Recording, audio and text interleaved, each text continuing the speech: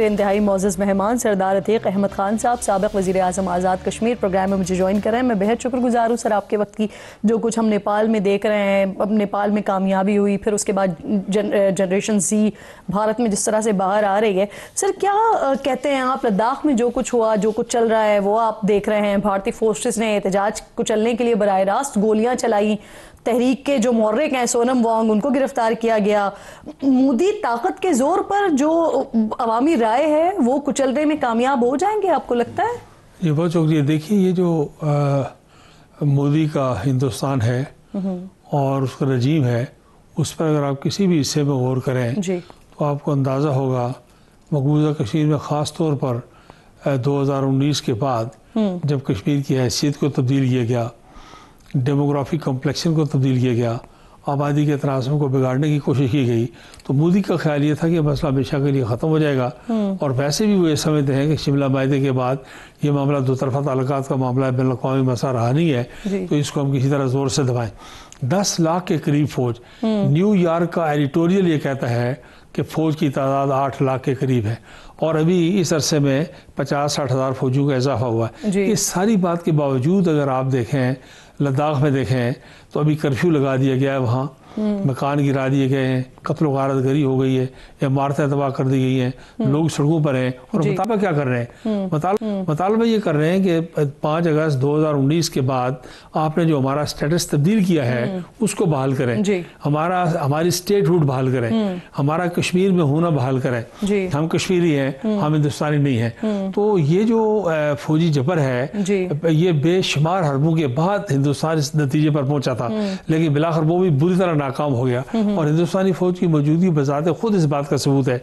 देखिए 10 लाख फौज highest military concentration है सारी दुनिया में, आबादी और रकबे के तनासब से ये सब, हमारी सारी फौज 6 लाख है, हिंदुस्तान की सिर्फ कश्मीर में 10 लाख फौज है, इसका अंदाजा करें। इसके बावजूद तहरीक जिंदा है और तहरीक जिंदा होने का सबूत यह है कि फौज मौजूद है, वरना फौज विड्रॉ हो गई होती।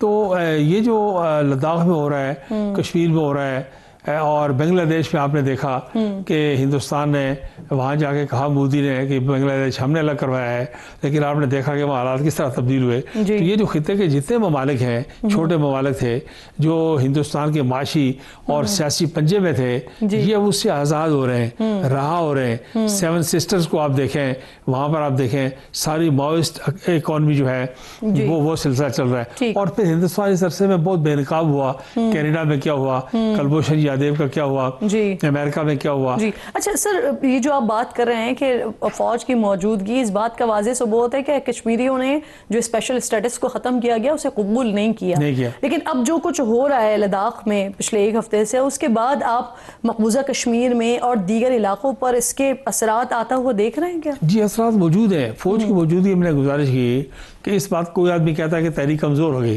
एक ये बेशुमार आर्ग्यूमेंट दे सकता है, लेकिन ये उससे पूछा जा सकता है कि तहरीक कमजोर हो गई मकबूजा कश्मीर में, तो फिर आप क्यों हैं यहाँ पे? जहाँ फौज में इतनी बड़ी तादाद फौज होती लेकिन कम होती ना, 2-4 लाख कम कर देते। अभी पिछले 1 साल में 60,000 फौजियों का इजाफा किया मकबूजा कश्मीर में, तो इसलिए हिंदुस्तान का कोई हरबा कश्मीर में काम नहीं आया। और ये बात भी याद रखने वाली है कि जुल्म सितम अपनी जगह है, लेकिन हिंदुस्तान के खिलाफ जो नफरत कश्मीरियों के दिलों में पैदा हो गई है, आबादियों की आबादियां कब्रिस्तान बन गई हैं, न उनके दिल से पाकिस्तान की मोहब्बत निकाली जा सकती है, न उनके दिल से अब हिंदुस्तान की नफरत निकाली जा सकती है। रविंद्रनाथ टैगोर हिंदुस्तान के मरूफ दानिश्वर थे, उनका बड़ा मशहूर कौल है, उन्होंने कहा कि आप जबरन किसी के हाथ से लाठी छुड़ा सकते हैं, लेकिन किसी के दिल में घूमने वाली नफरत की लाठी को आप कभी जबर से नहीं छुड़ा सकते। सही सही। सर मुझे ये फरमाइएगा, ये चीनी सरहद से मुत्तसिल इलाका है जो लद्दाख वाला सारा इलाका है, और मुझे याद है 2020 में किस तरह से जो इंडियन आर्मी के लोगों को वहाँ पे चमाटे भी पड़े थे बड़े चीनी फौज की तरफ से। अब मुझे फरमाइएगा कि यहाँ पर जो एहतजाजी मुजाहिरीन हैं, इनके मुतालबात हैं खुद मुख्तारी और रियासती दर्जा देने के जैसे अहम मसाइल हैं, भारत मुतहम्मिल हो पाएगा इसका? क्योंकि आपने खुद कहा कि एक बड़ी उन्होंने तैयारी के बाद तो वो स्पेशल स्टेटस ख़त्म कर पाए थे, तो क्योंकि चीन जो है ना वो बड़ा लद्दाख वाले मामले पर काफ़ी हसास है। देखिए चीन के मामले में आपने बात की है, अरुणाचल प्रदेश का इलाका सरहदी तनाज़ा है हिंदुस्तान के साथ चीन का। चीन ने पीछे सारे अरसे में 1000 हा मरबा मील में कब्जा किया, वहां से हिंदुस्तान के नाम उतारे, वहां पे सड़कें बनाई, हेलीपैड बनाए, फौज उतारी, हिंदुस्तान को मारा और हिंदुस्तानी फौज को मारा, धकेल दिया, खाली किया, कब्जा किया। और इसकी खूबसूरत बात ये पहलू ये है, आप देखते हैं कि दुनिया के किसी मुल्क ने चीन की मजम्मत नहीं की और दुनिया के किसी मुल्क ने हिंदुस्तान की हिमायत नहीं की। ये दोनों बातें सामने हैं। तो इसका मतलब ये है कि चीन जाहिर है दुनिया की मुस्तकबिल की एक सुपर पावर है और चीन एक बड़ी ताकतवर मुल्क है, तो उसका हिंदुस्तान के साथ जो पंजा आजमाई है वो हिंदुस्तान आज भी आप देखें कि नरेंद्र मोदी जो है UNGA के इजलास में नहीं गए, उसको वज़ीर दफ़ा को भेजा है तो राजेंद्र नाथ सिंह को भेजा है। तो ये जो हिंदुस्तान के अंदरूनी हालात हैं वो सारे के सारे ऐसे हो गए हैं मोदी के जबर से, उसके रद्द अमल में, कि हिंदुस्तान अब बहुत तेज़ी के साथ अभी जो फार्मास्यूटिकल पर अमेरिका ने जो टैरिफ लगाया है, जो मजीद टैरिफ लग रहे हैं, जो पाकिस्तानी क़यादत की पजीराई है, ये सारी बात आपको हिंदुस्तान के, पाकिस्तान के, साउथ एशिया के, कश्मीर के और इस खिते के आप इसको देखेंगे तब बात समझ में आएगी। सही। और इसी कॉन्टेक्स्ट में सर फिर ये भी कि ये जो स्पेसिफिकली मैं लद्दाख की जब बात कर रही हूँ तो ये जो एरिया है यहाँ पर अक्सरियत है बुद्ध मत के मानने वालों की और बुद्धिज्म को मानने वालों की, और इनके बारे में कहा जाता है कि काफी पुरअमन किस्म के लोग हैं, इंतहाई पुरअमन समझा जाता है इनको। तो सर जब इनको मोदी ने नहीं छोड़ा तो मुसलमानों से क्या मुखासमत है मोदी की, ये सब जानते हैं। दीगर अक़लियतों के साथ क्या सोच पाई जाती है ये सब जानते हैं। कह सकते हैं हम कि मोदी के बुरे दिन शुरू हो गए हैं? नहीं, बहुत तेजी के साथ, बहुत तेजी के साथ।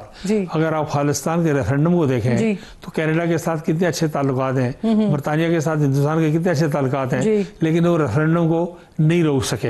और ये जो फाइव आइज ने जो अपना रिएक्शन दिया है दुनिया के अंदर हिंदुस्तान के खिलाफ, वो आपके सामने है। तो हिंदुस्तान जो है, खालिस्तान हो, आसाम हो, मिजोरम हो, नागालैंड हो, मणिपुर हो, जूनागढ़ हो, सेवन सिस्टर्स हो, इन सारे इलाकों को मोदी के ज़माने में इतनी डिस्टर्बेंस पैदा हो गई है कि अब हिंदुस्तानी फौज जो है वो हड़ताल पर और एहतजाज पर उसको निकलना पड़ा है। और हिंदुस्तान के अंदर बहुत अफरा तफरी का माहौल है, हिंदुस्तान की इकानमी तेजी के साथ मुतासर हो रही है, सियासत मुतासर हो रही है। और मोदी ने उसके जबर और तशद्दुद ने हिंदुस्तान के वजूद को खतरे में डाल दिया है, ये बात समझना चाहिए। जी सर मुझे फरमाइए कि भारत में एक और भी बड़ा मसला आई लव मोहम्मद की मुहिम के बाद अब मुसलमानों के खिलाफ गिरफ्तारियां हो रही हैं, मुकदमे हो रहे हैं, और ये सब जो है ना वो हिंदू इंतहा पसंदों की एमा पर हो रहा है। तो ये कहा जा सकता है कि भारत में एक लावा था जो पकते अब इस सिचुएशन पे आ गया कि बस एक चिंगारी की जरूरत है और फिर भस्म सब कुछ। देखिए, हिंदुस्तान का आम आदमी RSS के साथ नहीं है, विश्व हिंदू परिषद के साथ नहीं है, बजरंग दल के साथ नहीं है, इंतहा पसंद तबके के साथ नहीं है। हिंदुस्तान के अंदर बहुत बड़ी तादाद ऐसी है जो पुरअमन अक़लियतें हैं, दलित हैं, निचले दर्जे के लोग हैं, आम हिंदू है, वो इंतहा पसंद नहीं है। ये जो मोदी का हिंदुस्तान है, RSS वाला है, ये BJP वाला है, ये हिंदुत्व वाला है, ये बजरंग दल वाला है, ये जो विश्व हिंदू परिषद वाला है, ये जो हिंदुस्तान है, ये हिंदुस्तान की हैवी मेजॉरिटी को हिंदू समेत ऐसे लोग हैं। आप दानिशवरों के कॉलम पढ़ें, आर्टिकल देखें, TV के तजिए देखें, सोशल मीडिया के तजिए देखें, तो आपको अंदाजा होगा कि हिंदुस्तान का जो संजीदा तबका है वो इस सारी बात से परेशान है, खौफजदा है, और वो समझता है कि मोदी के इक़दामात ने सर बाकी सारी चीजें तो सही है, लेकिन TV पे मुझे जरा सा एतराज है क्योंकि वो गोदी मीडिया और वो तो सारा का सारा नैरेटिव वही सेल कर रहे होते हैं जो नरेंद्र मोदी का, उनकी RSS का, उनकी BJP का होता है। अभी अमेरिका के साथ ताल्लुकात की कशीदगी के बाद आप मीडिया को भी अपनी जगह लेवरेज देना पड़ेगा। थोड़ा चेंज हुआ है उनका पर्सपेक्टिव। बहुत शुक्रिया आपका सरदार साहब, प्रोग्राम में साथ मौजूद थे। हम गुफ्तगू हो रही थी कश्मीर के हवाले से, मकबूजा कश्मीर के हवाले से, लद्दाख के हवाले से। वक्त खत्म हो गया है, इंशाल्लाह नाजरीन से मुलाकात होगी कल। अपना और अपने मुल्क का खास ख्याल रखिए, फ़लस्तीन को, कश्मीर को अपनी दुआओं में याद रखिए। अल्लाह ने के बाद।